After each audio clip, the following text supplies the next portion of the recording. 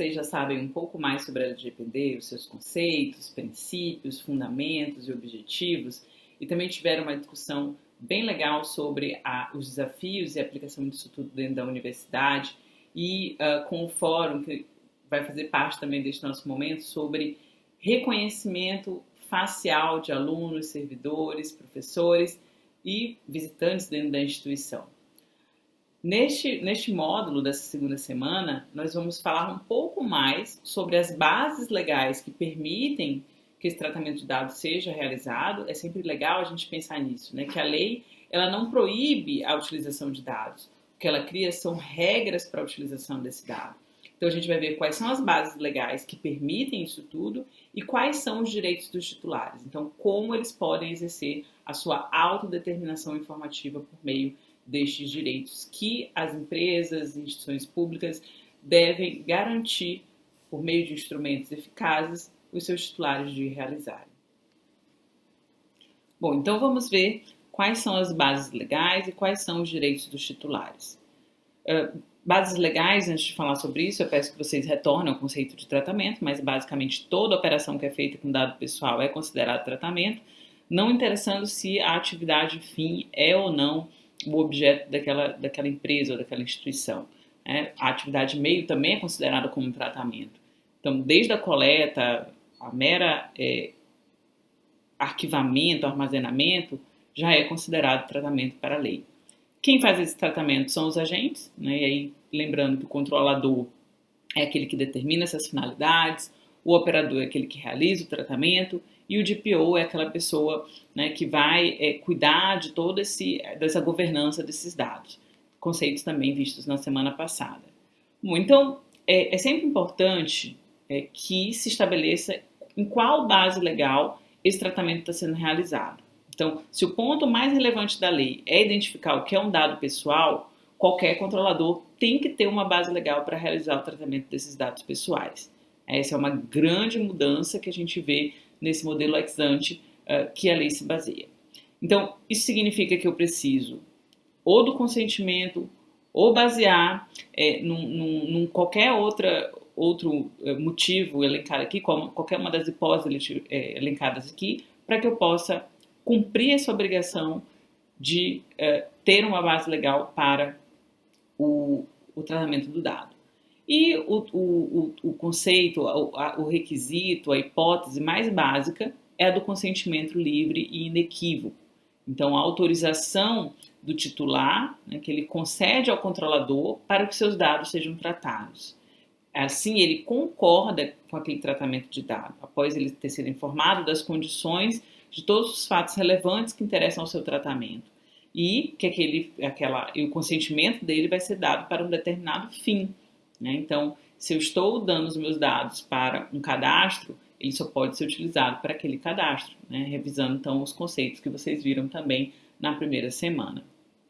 Mas é importante reparar que o consentimento, apesar de mencionado aqui em primeiro lugar dentre os requisitos de tratamento, ele não é o único e nem o mais importante. Todos os princípios eles estão em situação de isonomia, não há um requisito que seja preponderante em relação aos demais. Então, eu posso ter o consentimento, mas eu posso ter qualquer outra base legal, como, por exemplo, o cumprimento de uma obrigação legal ou regulatória pelo responsável.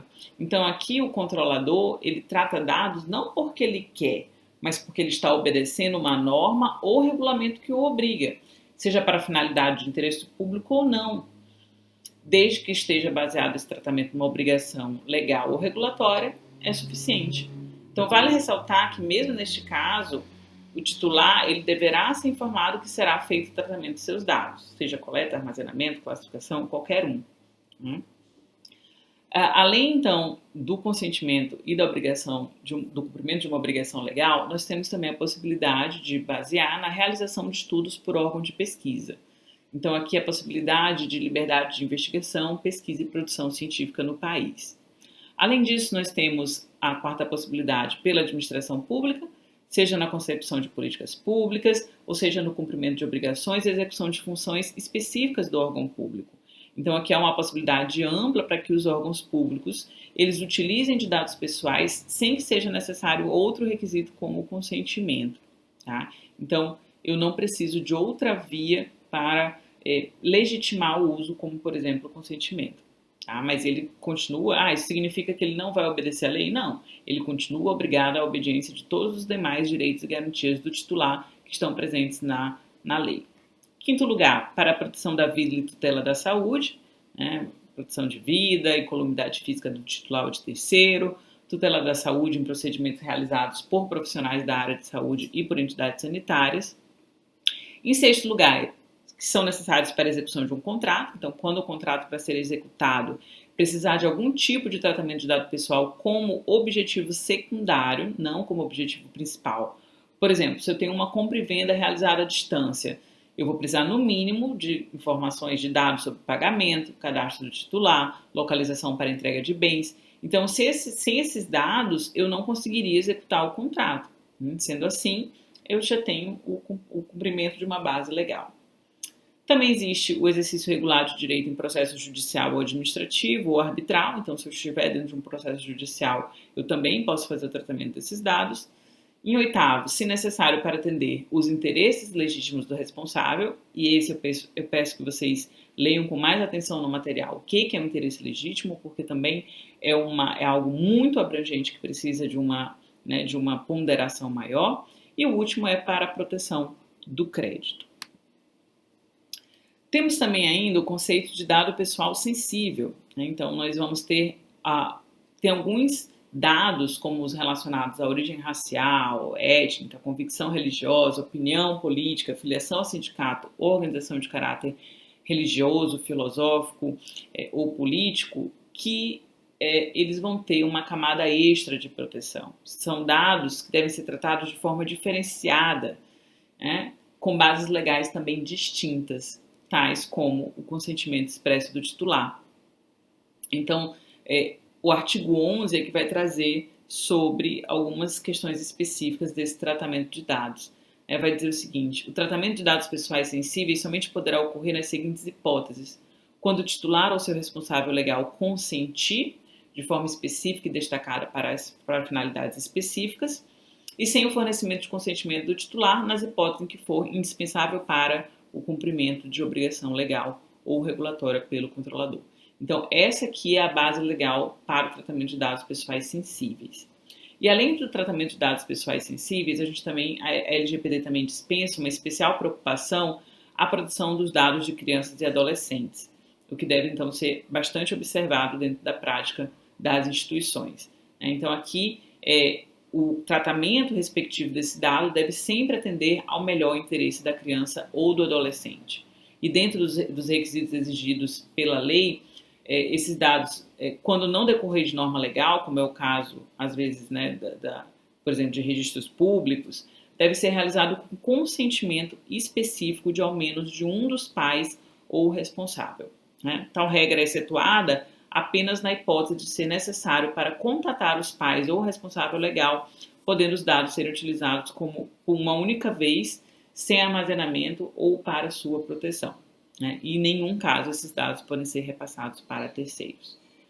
Então essas são as bases legais. Eu tendo uma dessas bases legais, eu estou licitamente tratando dados. E quais são então os direitos dos titulares? Né? Então os direitos básicos dos titulares. Os titulares dos dados pessoais, eles tiveram seus direitos ampliados e eles devem ser garantidos de forma acessível e eficaz. Nós temos aqui um acrônimo para lembrarmos de quais são os mais importantes, né? Mas não são todos, mas a gente vai verificar que os demais são ramificações desse acrônimo, então de acesso, retificação, cancelamento e oposição. Então todo titular tem direito a acessar seus dados, corrigir esses dados, cancelar, pedir o cancelamento desses dados e se opor a esses dados. Né? Existe um checklist de informações sobre os dados pessoais do titular, né? O que o controlador precisa informar sobre os dados pessoais do titular, o que a gente chama então de privacy notice. Né? Então o acesso, de acordo com isso, o acesso deve ser facilitado, a exibição tem que ser ostensiva, tem que sempre conter a finalidade do tratamento, conter informações da forma de tratamento, indicar o período pelo qual esse dado será tratado e, portanto, todo dado em algum momento será excluído, identificar os detalhes do controlador, indicar se haverá o compartilhamento desses dados, que também é um outro tema super sensível, cientificar sobre os direitos do titular, então de que ele tem, né, acesso, correção, retificação, eliminação desses dados.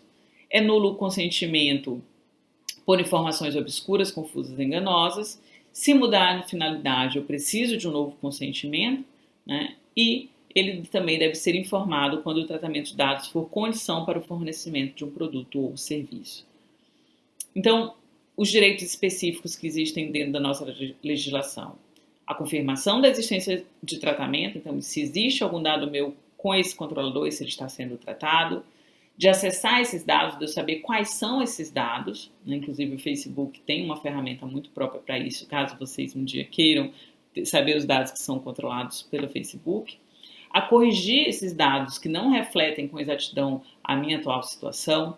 Também existe o direito de anonimização, bloqueio e até mesmo de eliminação desses dados, né? Que eles sejam então descartados. O direito de portabilidade, então de levar de uma empresa para outra, de uma instituição para outra, assim como, então aqui um exemplo, eu posso ter do Spotify, pedir para passar para o Deezer quando eu troco esse fornecedor, né, essa empresa, então também tem o direito de portabilidade, assim como hoje a gente tem o da Telefônica, e de eliminar esses dados, né? Informações das entidades públicas e privadas com as quais o controlador realiza o compartilhamento desses dados. Também tem o direito de informação sobre a possibilidade de não fornecer o consentimento e as consequências dessa negativa. E a qualquer momento esse titular tem o direito de revogar este consentimento, né? Se eu dei para um momento, eu tive essa vontade, ou esse querer consentir, e se eu, em um segundo momento, não quiser mais, eu tenho o direito de revogar desse consentimento. E, por último, existe o direito de rever as decisões que foram tomadas unicamente com base em tratamento automatizado. Então, aqui a gente já está passando dentro da regulação de inteligência artificial, o machine learning não supervisionado. Então, quando a gente tem, por exemplo, uma prática de profiling, né, que vai definir, por exemplo, se eu tenho ou não acesso a um crédito, isso é feito de forma automatizada por uma inteligência artificial, pois o titular ele vai ter direito de ter essa decisão revisada. Inclusive, isso foi objeto de uma decisão recente do STJ, né, que foi um caso que trata de decisão sobre score de crédito, né, e foi decidido que o consumidor tem sim direito de saber quais informações pessoais a seu respeito foram valoradas na tomada de decisão automatizada que negou o crédito. E com isso, então, a gente conclui esse material para a segunda semana. Eu espero, então, que vocês sigam lendo e vendo e ouvindo tudo que foi proposto aqui de atividade. E não se esqueçam de responder nosso fórum, que essa semana também ainda será uma semana de interação lá nesse campo de construção coletiva nosso. Obrigada.